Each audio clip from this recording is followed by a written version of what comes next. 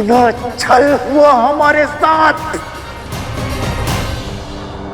इसका अर्थ देवी मोहिनी विष्णु है।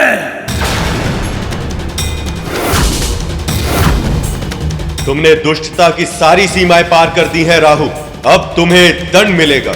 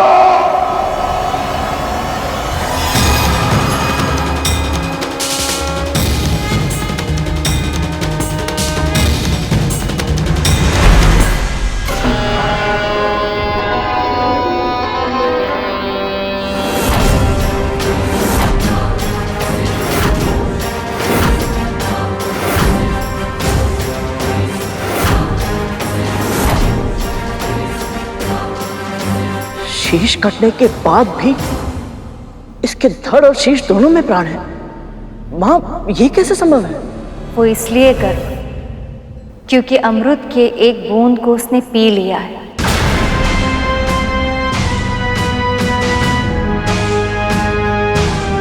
अब इसकी मृत्यु कभी नहीं होगी, पर स्वयं प्रभु के सुदर्शन चक्र ने इसे 2 भागों में विभाजित किया है। इसलिए अब पूरी सृष्टि में कोई भी कभी भी इसे जोड़ नहीं पाएगा। अब ये सदैव 2 भागों में विभाजित रहेगा। जिस प्रकार तूने स्वयं को 2 भागों में बांटकर मेरे साथ छल किया है, यदि फिर किसी के साथ ऐसा छल किया तो तू सदैव के लिए 2 भागों में बंट जाएगा और फिर तेरे दोनों भाग कभी एक साथ नहीं हो पाएंगे। ये मेरा श्राप है। इसे चेतावनी दी थी मैंने। यदि इसने धर्म के पथ को चुन लिया होता तो आज ये स्थिति नहीं आती। मुझे तो प्रभु के क्रोध से भय लग रहा है।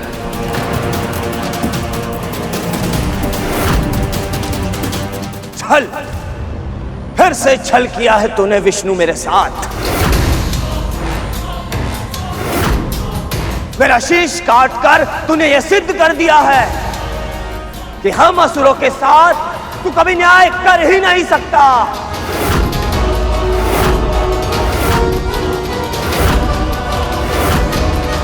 मूर्ख, कोई छल नहीं किया है मैंने, वही किया है जो तुम असुर सदैव करते आए।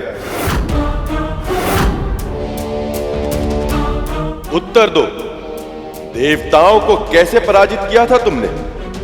शारीरिक बल से, युद्ध क्षमता से, या फिर छल से? गुरु शुक्राचार्य की तपस्या की शक्ति से, संजीवनी विद्या की सहायता से? क्या वो युद्ध धर्म था? क्या वो किसी योद्धा के लिए आदर्श व्यवहार था? फिर स्वर्ग पर अधिकार पाकर भी तुम्हें संतोष नहीं मिला। पराजित देवताओं को सताने का हर संभव प्रयास करते रहे तुम।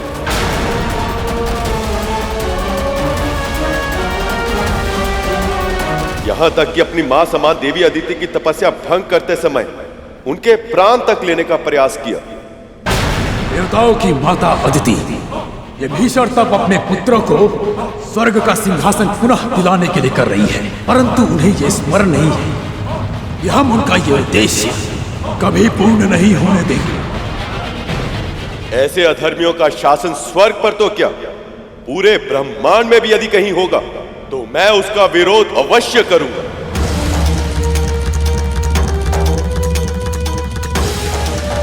संधि के नियमों के अनुसार देवताओं और असुरों को दोनों को एक साथ मिलकर क्षीर सागर का मंथन करना था, किंतु जब देवता मेरे विवाह में व्यस्त थे तब असुरों ने संधि के नियमों को तोड़कर अमृत को चुराने का षड्यंत्र रचा। इससे पहले कि देवताओं की दृष्टि उस अमृत पर पड़े, हम उसे चुरा लेंगे। रक्षा कीजिए महाराज, रक्षा कीजिए। धनवंतरी के साथ छल करके कलश छीन लिया और अपनी बारी आने की प्रतीक्षा करने के स्थान पर देवताओं के वेश में आकर अमृत को पाना चाहा।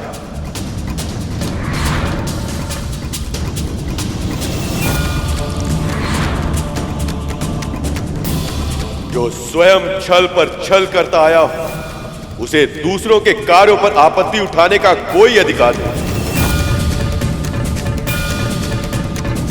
अमृत का मर्म जाने बिना ही तुम सब अमर होना चाहते हो, पर केवल तन के जीवित रहने को अमरता नहीं कहते। सच्चे अर्थों में केवल वही प्राणी अमर होता है जो तन के ना रहने पर केवल अपने कर्मों के कारण अन्य प्राणियों के हृदय और मस्तिष्क में सदा सदा के लिए जीवित रहे।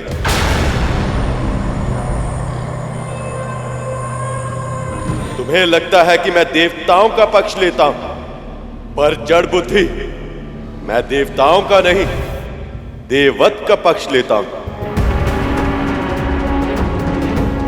जानते हो क्या है देववत? धर्म और सत्य के मार्ग पर चलना, मन में दया का व्यवहार रखना, दूसरों के साथ परोपकार करना और अपनी शक्ति सामर्थ्य का उपयोग संसार के कल्याण के लिए करना।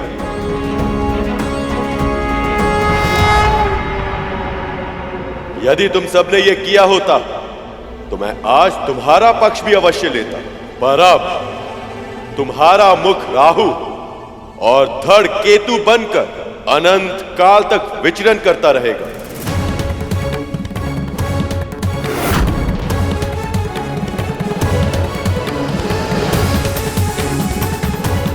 ताकि आने वाले समय में संसार को यह स्मरण रहे कि देववत के बिना अमृत को प्राप्त नहीं किया जा सकता।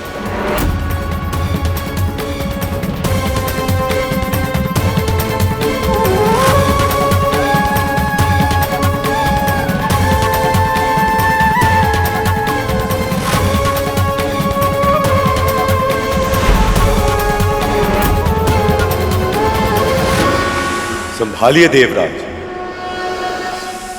आज से अमृत आपका हुआ।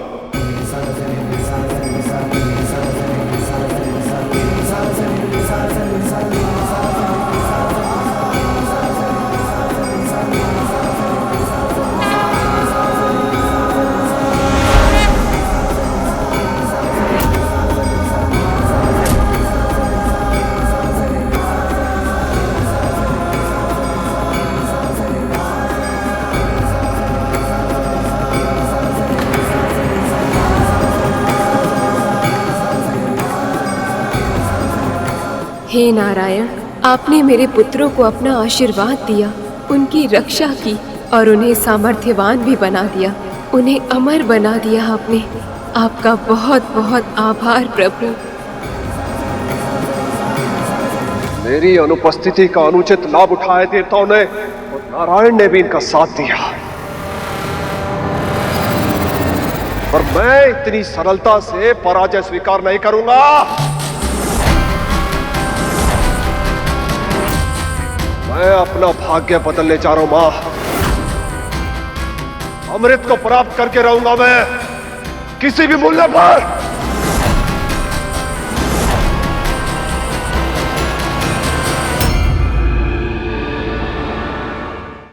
जिस क्षण की कल्पना खुली आंखों से स्वप्न देखने पर विवश कर देती थी, आज वो क्षण सत्य हो गया है। हमें अमृत मिल गया है। और ये सब केवल आपके कारण संभव हुआ है प्रभु।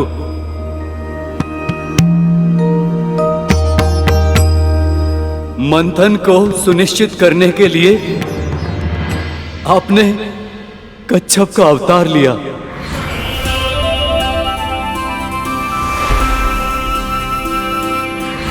धर्म की रक्षा करने के लिए देवी मोहिनी का अवतार लिया।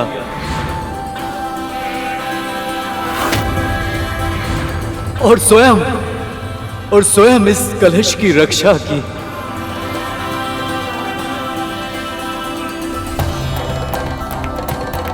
और हमें अमृत का पान कराया। आप धन्य हैं नारायण, आपका कोटि कोटि आभार।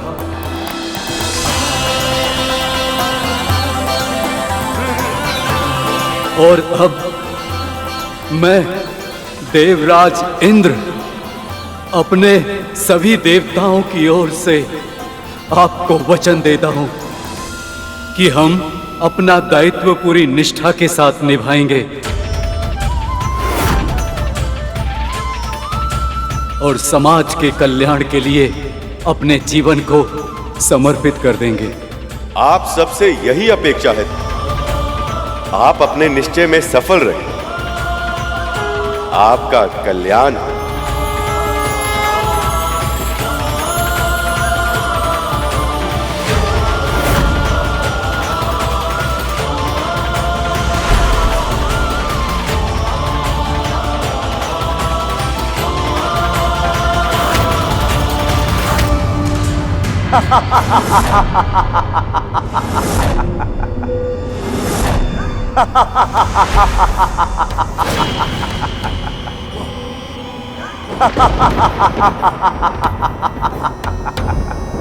तुम्हें क्या लगा तुम विजयी हो गए हो? पर ये तो बस एक झड़प थी। देवासुर संग्राम तो अभी शेष है और निरंतर चलता रहेगा अनंत काल तक, क्योंकि अब केवल तुम ही नहीं, मैं भी अमर हूं। अमर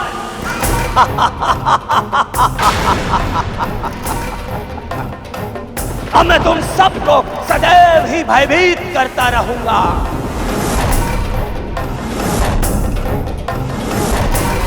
सूर्य और चंद्र ने मेरा भेद खोला था ना, अब मैं उन दोनों के चारों ओर चक्कर लगाता रहूंगा और जैसे ही मुझे अवसर मिलेगा मैं उन्हें निगल जाऊंगा।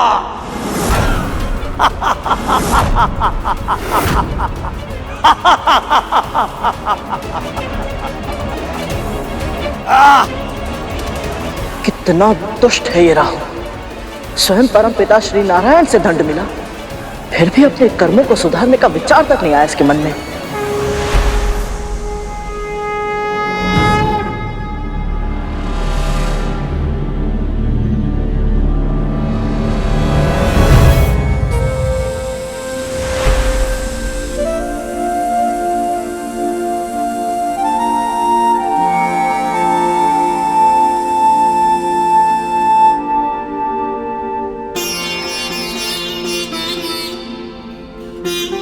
जिसके मन में अपने कर्मों को सुधारने का विचार आ जाए, वो असुर कैसे हो सकता है कर? प्रभु, आपका ये मोहिनी अवतार अपने उद्देश्य में सफल रहा। बहुत बहुत बधाई हो प्रभु।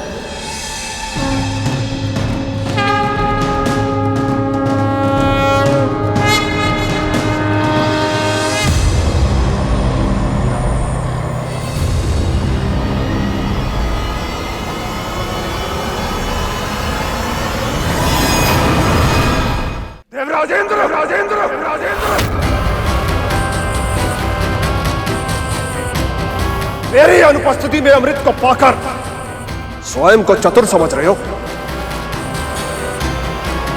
साहस है तो मुझसे युद्ध करो।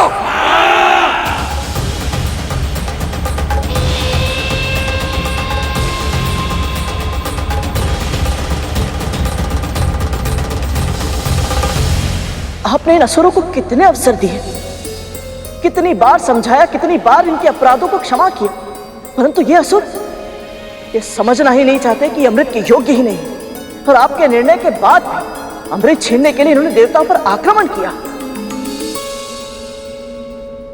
प्रभु मुझे आज्ञा दीजिए, मैं इस युद्ध में भाग लेकर अमृत की रक्षा करना चाहता हूं, और आपके निर्णय के अपमान का परिणाम इन असुरों को भोगना ही होगा। आज्ञा दीजिए प्रभु। अमृत की एक भी बूंद ऐसे किसी भी प्राणी को नहीं मिलनी चाहिए जो इसके योग्य ना हो।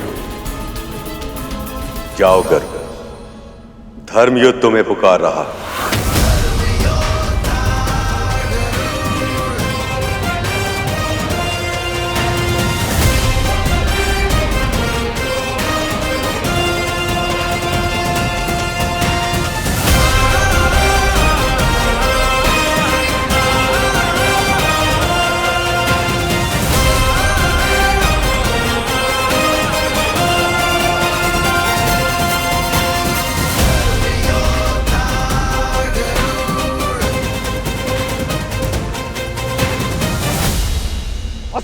तन से रक्त की अंतिम बूंद तक क्यों न बह जाए, हमें ये चक्रव्यूह तोड़ना ही होगा। अमृत को किसी भी मूल्य पर पाने का प्रयास करो। आसुरी शक्ति की, आसुरी शक्ति की। प्राणों की परवाह नहीं है देवताओं, अब हम अमृत पी चुके हैं। अब इसकी रक्षा करना हमारा कर्तव्य है, चाहे जो हो जाए। ये सुरक्षा कवच टूटना नहीं चाहिए। आक्रमण!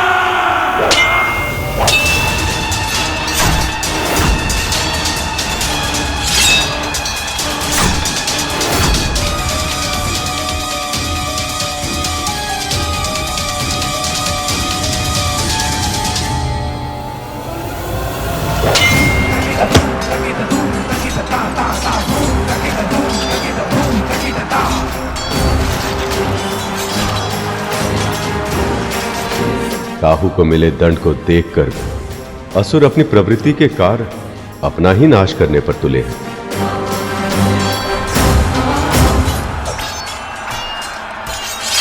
जयंत, मेरे पुत्र,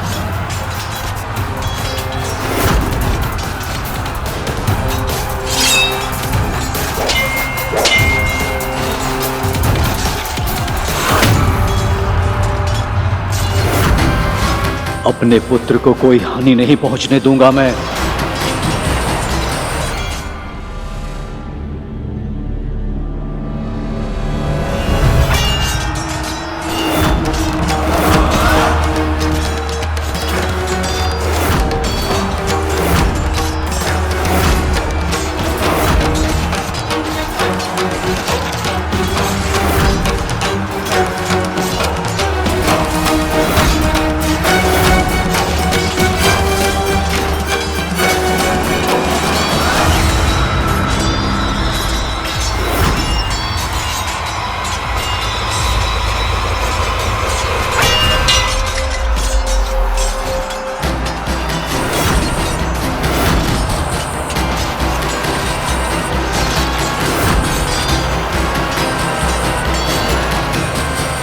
इंद्रपुत्र जयंत अभी भी बालक है प्रभु।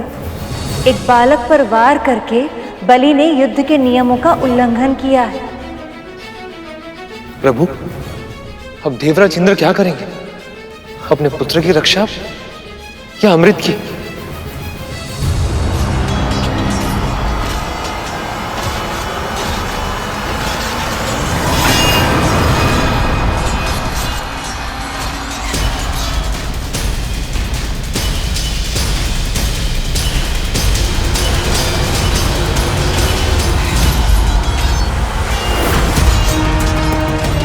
अमृत को इंद्र के साथ से छुड़ाना होगा।